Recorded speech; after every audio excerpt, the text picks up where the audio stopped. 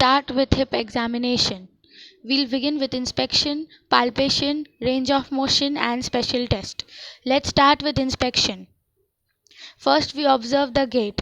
We observe the gait cycle, assess symmetry and turning, and note any signs of discomfort.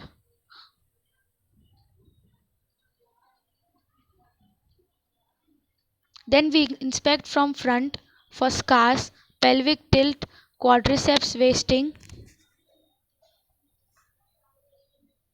Then we inspect from side for lumbar lordosis, knee flexion, and foot arches.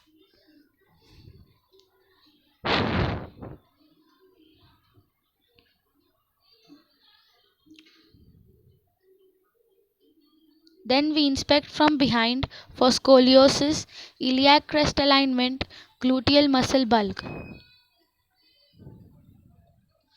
Next we move on to palpation. We compare the joint temperatures which indicates increased in inflammatory arthritis. Then we palpate the greater trochanter. If there is tenderness, then it suggests trochanteric bursitis.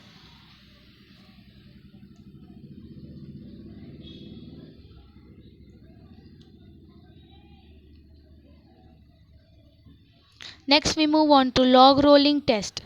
If this test is positive, then we have to suspect hip fracture.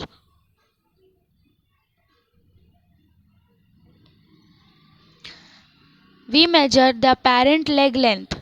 This apparent leg length is from umbilicus to the tip of the medial malleolus.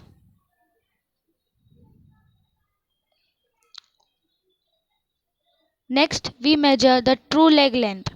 This true leg length is from ASIS to a tip of medial malleolus. ASIS is anterior superior iliac spine. We move on to range of motion. First, we do the active movements, that is active flexion. The normal range of motion is 120 degrees. We also have compression test. If the compression test is positive, then we suspect hip fracture. In fact, if compression test is positive, we also confirm hip fracture.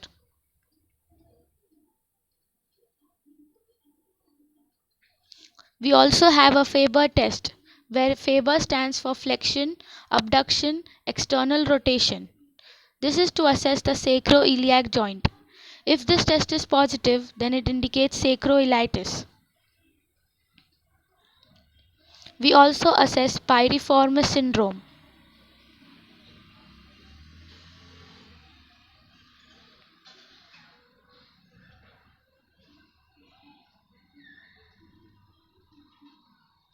This is the Trendelenburg sign.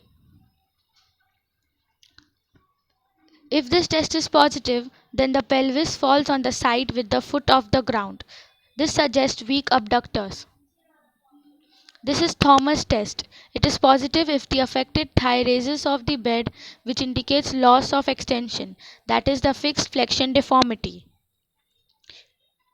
This is passive hip extension. The normal range of motion is 10 to 20 degrees. This is passive hip abduction. The normal range of motion is 40 degrees.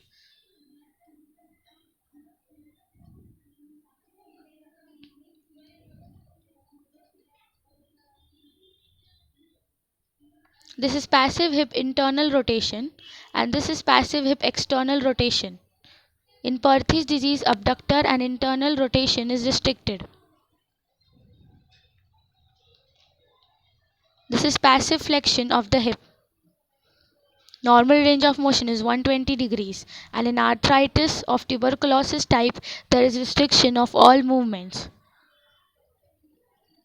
We also assess greater trochanteric bursitis, where the patient is lying in this type of position. This is the test for assessing the external snapping hip. This test is positive if popping or pain is elicited. Thank you.